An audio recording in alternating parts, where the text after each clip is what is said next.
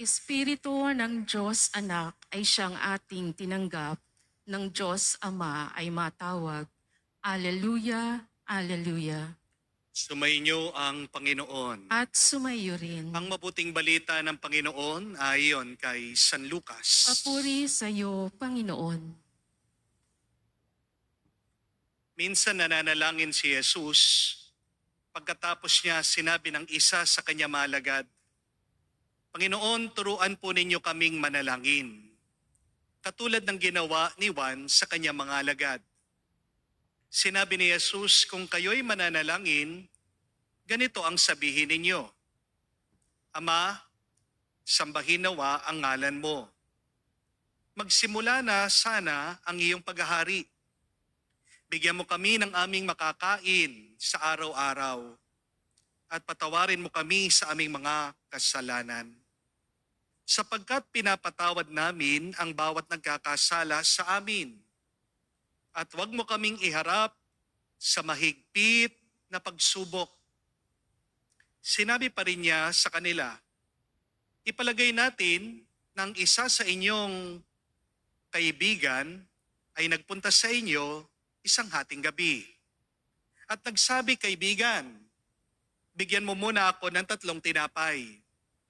Dumating kasi ang isa kong kaibigang naglalakbay at wala akong maihain sa kanya. At ganito naman ang sagot ng kanyang kaibigan sa loob ng bahay. Huwag mo na nga akong gambalain. Nakatarang ka ng mga pinto at nakahiga na kami ng aking mga anak. Hindi na ako makakabangon pa upang bigyan kita ng iyong kailangan. Sinasabi ko sa inyo, hindi man siya bumangon dahil sa kanilang pagkakaibigan, babangon siya upang ibigay ang hinihingi ng kaibigan dahil sa pagpupumilit nito. Kaya't sinasabi ko sa inyo, humingi kayo at kayo'y bibigyan. Humanap kayo at kayo'y makakasumpong. Kumatok kayo at ang pinto'y bubuksan para sa inyo. Sapagkat tumatanggap ang bawat humihingi, nakakasumpong ang bawat humahanap, at binubuksan ang pinto sa bawat kumakatok. Kayong mga ama, bibigyan ba ninyo ng ahas ang inyong anak kung humihingi ito ng isda?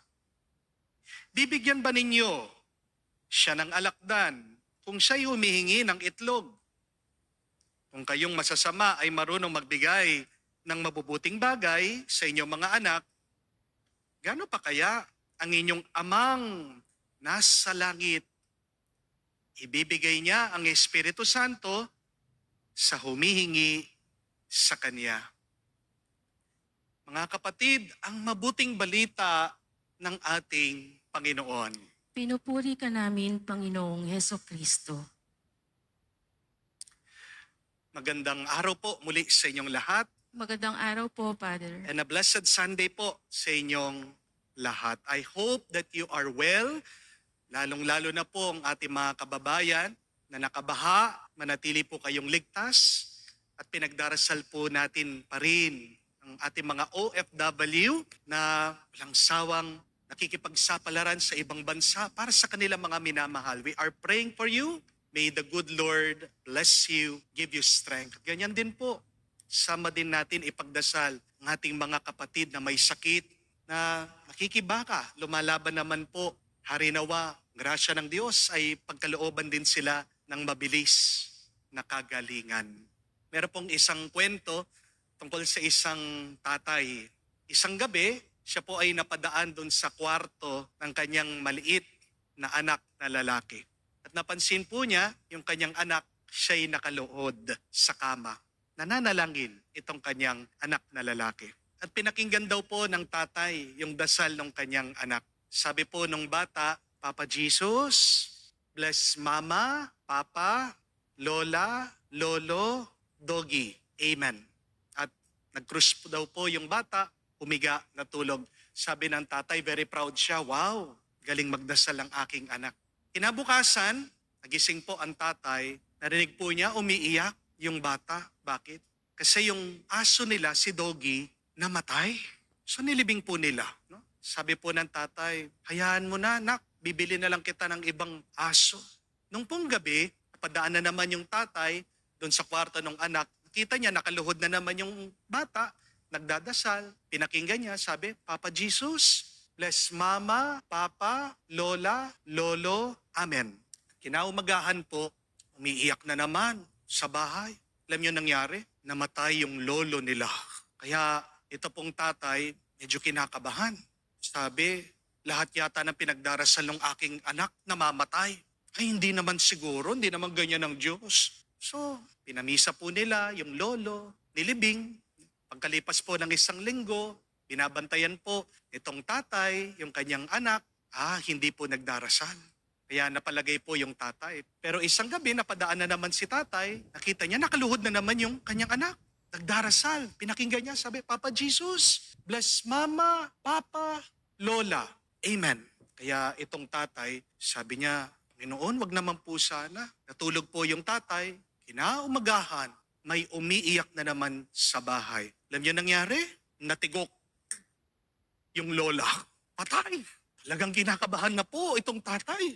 Kasi siya na po yung susunod doon sa listahan. Pangit naman po, di ba? Kung sasabihin niya doon sa anak niya, nak, wag mo akong pagdadasal ha. Kaya pinamisa na naman, nilibing, yung lola, binabantayan po talaga yung bata. Pero isang gabi, napadaan na naman po si tatay. Nakita yung kanyang anak, nakaluhod na naman, nagdarasal. Sabi, Papa Jesus, bless Mama, Papa, Amen. Patay, sabi ni tatay. Ako nang susunod.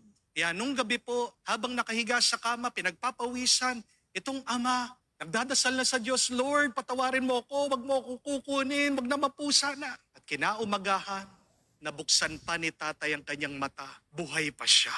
Salamat sa Diyos, sabi niya. Pero may narinig po siyang umiiyak. Alam niyo saan? Yung kapitbahay nila, umiiyak. Tumayo si tatay. Nakita niyang kanyang misis, umiiyak din, sabi, anong nangyari? At sabi ng kanyang misis, namatay si kumpare. Namatay. Patay. Ang tatay pala ng bata, ang kapitbahay.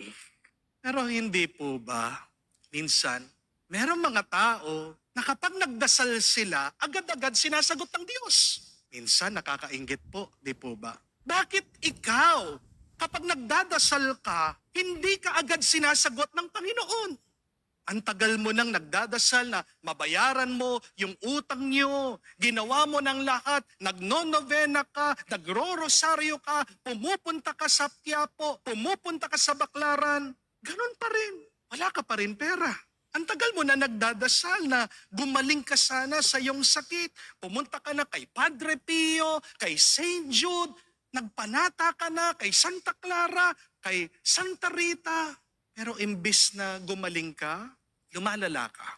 Meron din po akong kakilala, gustong-gustong magkaroon ng anak. Ginawa na rin pong lahat. Sumayaw sa Ubando, nagkuraldal po sa Sasmuan. Pinagdala ko pa nga po ng galing po sa Holy Land, yung Milky Grotto. Isa po kasing kuweba yon.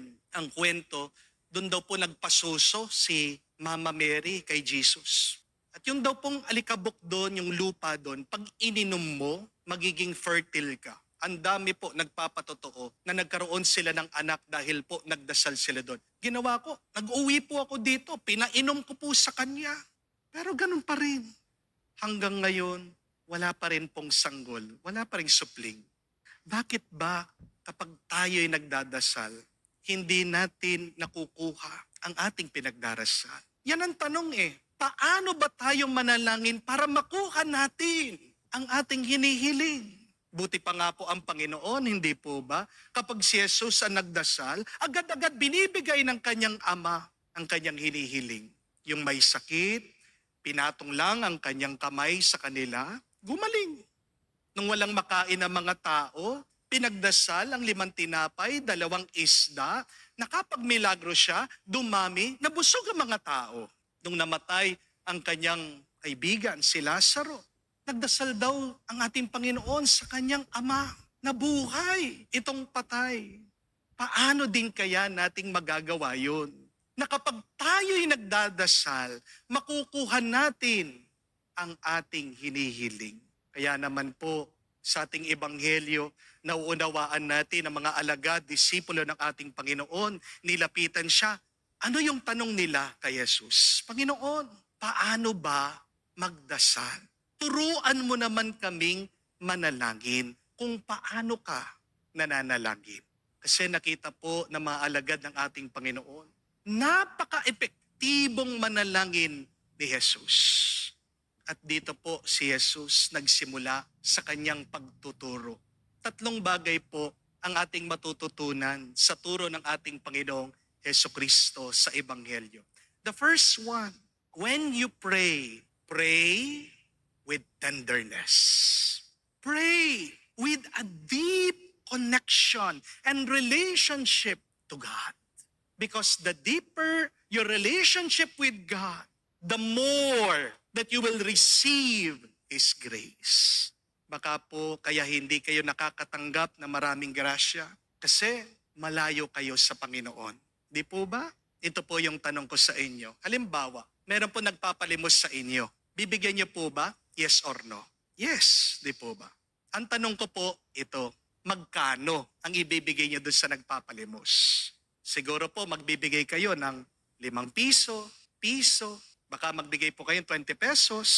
Swerte na po yung nagpapalimos kung bibigyan niyo po siya ng 100 pesos, hindi po ba? Generous na po kayo nun. Ito po ang tanong ko, susunod. Kung ako po ang magpapalimos sa inyo, kung ako po ang hihingi sa inyo, bibigyan niyo po ba ako? Yes or no? Hindi po yata, hindi kayo sumasagot. Ha? Yes! No po, salamat po ha, hindi po ako napahiya sa inyo. Ang susunod na tanong ko po, magkano? Siguro naman po, higit sa piso, no? Ang ibibigay niyo sa akin. Salamat po kung bibigyan niyo po ako ng higit sa 100. Hindi naman po ako maselan, hindi naman po ako tumatanggi. Okay din po yung dollar at euro, no? Joke lang po. Pero tingnan niyo po yon mga kapatid. Anong pagkakaiba nung pulubi sa akin? Parehas lang naman kaming nagpapalimos. Pareho lang naman kaming humihingi sa inyo. At kung pag-iisipan niyo, yung pulubi, mas kawawa pa siya sa akin. Pero bakit mas malaki, mas marami yung ipagkakalob niyo po sa akin? Ano yung pagkakaiba? Kasi mas kilala niyo ako. Di po ba? At tandaan niyo po, kapag mas kilala mo, pag mas mahal din, mas marami ang iyong ibibigay sa Kanya. Amen? Do you understand that? Kaya nga po, kung talagang kilalang-kilala ka ng Diyos, kung malapit na malapit ka sa Panginoon, kung mahal na mahal ka ng may kapal, sa tingin niyo po ba pagkakaitan kayo ng Diyos dun sa inyong hinihingi o hinihiling? Di po ba hindi? Sa unang pagbasa, narinig po natin si Abraham humihiling kay Yahweh, nakikiusap para sa Sodom at Gomorrah. Nakipagtawaran pa nga daw po si Abraham sa Diyos. Sabi niya, Panginoon, paano kung meron 10 taong matuwid, mabuti? Pupulbusin niyo pa po ba? Pupuksain niyo pa po ba? Papatayin niyo pa po ba ang mga tao dito sa Sodom at Gomorrah? Bakit bandang huli, nakinig daw si Yahweh ang Diyos kay Abraham? Tao lang siya. Sabi nga niya, alikabok lang po ako. Pero nakinig ang Diyos dun sa kanyang hiling. Pinagbigyan siya dun sa kanyang hinihingi. Kasi kaibigan ng Diyos si Abraham. Kasi kilala ng Panginoon si Abraham. Kasi mahal niya si Abraham. Abraham was the friend of God. And if you, my dear friends, want your prayers to be answered, please cultivate a tender, loving relationship with God. Amen? Create a deep friendship with God. Ang sakit naman po kasi na naaalala ka lang ng mga tao kapag meron silang kailangan. Yan ba ang pagkakaibigan? Di ba hindi? Kapag nilalapitan ka lang, kapag meron silang gusto, anong tawag mo dyan? Pagkakaibigan? Hindi. Gamitan. And nobody wants to be used. Amen? Kapatid, hindi po ATM machine ang Diyos. Hindi po genie ang Diyos. Hindi siya, my wish is your command. Baka tanungin ka ng Diyos kapag lumalapit ka sa Kanya, sino ka ba? Ngayon lang kita nakita. Ngayon lang kita narinig. Ngayon kailangan mo ako. Diyan ka lumalapit. Sa tingin niyo po ba, ibibigay ng Diyos ang ating hinihiling kung paminsan-minsan lang tayo lumalapit sa Kanya, kung hindi natin siya kakilala? Opo, maaaring magbibigay ang Diyos kasi mabait at mabuti pa rin ang Diyos. Pero baka barya lang ang tanggapin mo sa Kanya. Amen?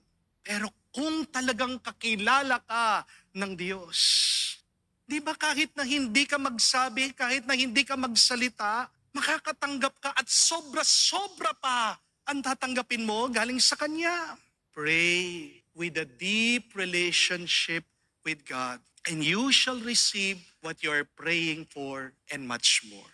But secondly, pray with persistence. Di ba kung talagang gustong-gusto mo ang isang bagay, hindi ka titigil hanggat hindi mo makuha yung bagay na yan. Kapag tumigil ka, kapag huminto ka, kapag sumuko ka, anong ibig sabihin? Hindi mo talaga gusto. Amen? Kung talagang gusto mo, gagawin mo ang lahat para makuha mo yung iyong gusto. Amen? Kahit na mapahiya ka, kahit na magsakripisyo ka, kahit na masaktan ka, kahit na mabigatan ka, gagawin mo ang lahat basta't makuha mo. That is persistence. Iyan ang pagtsatsaga. Ito pong tandaan niyo mga kapatid, hindi lahat ng nakasarang pinto ay nakakandado. Not all closed doors are locked. Nang ibig sabihin, hindi lahat ng hindi ay hindi talaga. Hindi lahat ng dead end ay dead end talaga. When God says no to your prayer, sometimes God only means to wait. Amen? Pero minsan kailangan mo lang ipilit para makuha mo. Di po ba? You just need a little push in order to receive God's grace. Mukha lang sarado, kapatid, pero hindi naman yung kandado. Ang tanong, tinulak mo na ba ang gusto mo? Nag-effort ka na ba pagdating sa iyong paghiling sa Diyos? Hindi dahil ikaw ay may sakit ngayon, na ikaw ay mamamatay na. Di po ba? Kahit nahirap ka na, continue! Magpagamot ka! Hindi dahil di na kayo nag-uusap ng iyong asawa, wala nang pag-asa. Hindi dahil patong-patong ng utang mo, mamamatay kang pobre. Kapatid, push mo lang yan. Magpatuloy ka lang. And what does push mean? Lest you have forgotten. Spell push. P-U-S-H. Push. Pray until something happens. Ano po ulit yun? Push. Pray until something happens. Yan po ang sinasabi ng ating Panginoon sa ating ebanghelyo. Sabi niya, kung hindi daw tatayo yung kaibigan dahil sa pagkakaibigan nila nung humihingi, tatayo daw siya, ipagkakaloob yung kanyang hinihiling dahil sa kanyang pagpipilit. The friend will help the other friend because of his persistence in asking. So ask yourself that question. Have I been persistent in my prayer? Susumikap ba talaga ako sa aking pagdarasal? Bakit pagdating po sa pagliligaw, yung iba sa inyo, di tumitigil hanggat hindi nila mapasagot yung nililigawan nila? Bakit yung mga ibang bata dyan talaga nagpupursige, nagpupuyat sa pag-games hanggat hindi sila makapag-level up? Pero pagdating sa ating pananalangin, dahil hindi ka lang sinagot ng Diyos, ayaw mo na, kapatid, magsumikap ka sa iyong pananalangin. Ang tanong, nagtiyaga ka na bang pumingi sa Diyos? Kung ginawa mo yan, kung ikaw ay nagpupursige, huwag ka mag-alala dahil makukuha mo rin ang iyong hinihiling sa iyong panalangin. Pray with persistence. Push it to the Lord. Third and last, pray only for good things. Pray for things that you need. And pray that you would understand the plan of God in your life. Kung magdadasal ka para sa mga bagay na makakabuti sa iyo, kapatid, kung magdadasal ka para sa mga bagay na kailangan mo, di ka kailangan mag-alala. Ipagkakalob yan ng Diyos bago mo pa man hilingin sa Kanya. Yan din ang sinasabi ng ating Panginoon sa Ebanghelyo. Sabi niya, kung nga ang mga masasamang tao, kaya nilang magkaloob ng mga mabubuting bagay sa kanilang mga anak, ang Diyos Ama pa kaya, hindi niya ba ipagkakaloob sa inyo ang pinaka mabuting bagay? Kahit na hindi ka humiling, kapatid, ibibigay sa iyo ng Diyos ang kailangan mo, ang tunay na makakabuti sa iyo. Minsan po, merong isang teenager lumapit sa kanyang nanay. Sabi, Mami, bili mo naman ako ng bra. Bra? Sabi po ng nanay, anuin mo ang bra? Pagkabata-bata mo.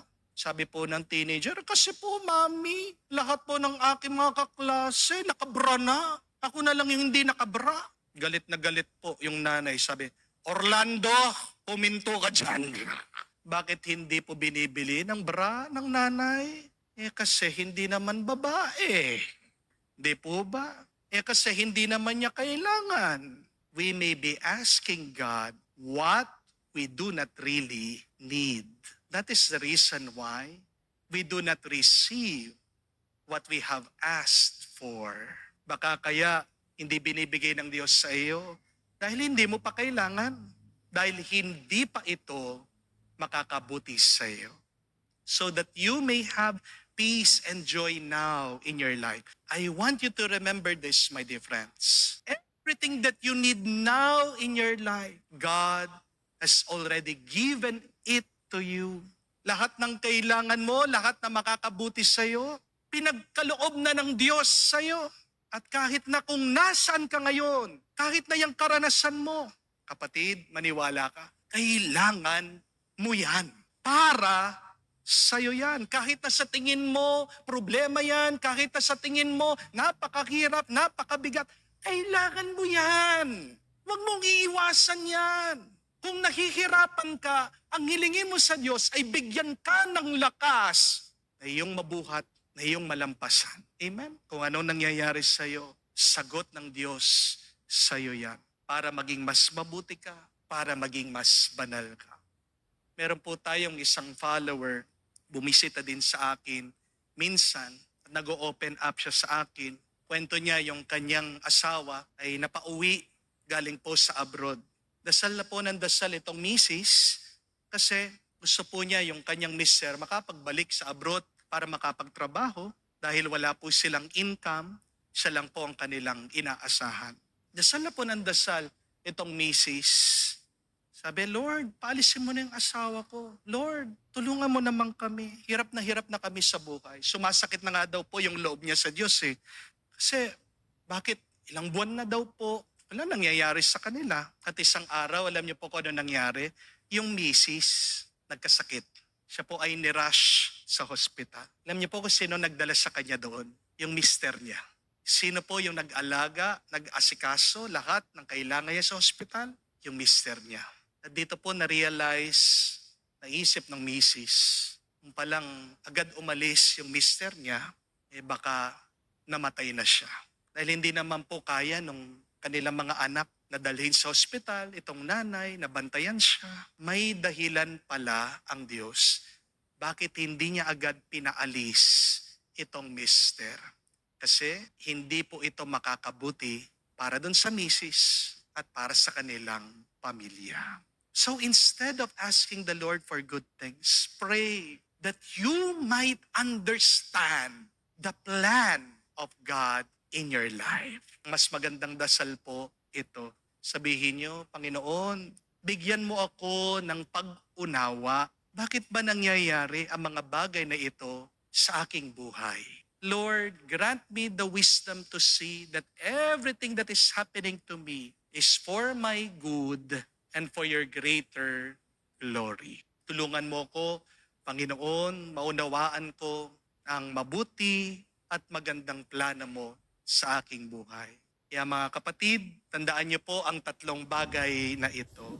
Kung kayo ay nagdarasal, kung kayo ay humihiling sa Diyos. Pray, with a deep relationship with God. Pray with persistence and pray for good things and to understand the plan of God in your life.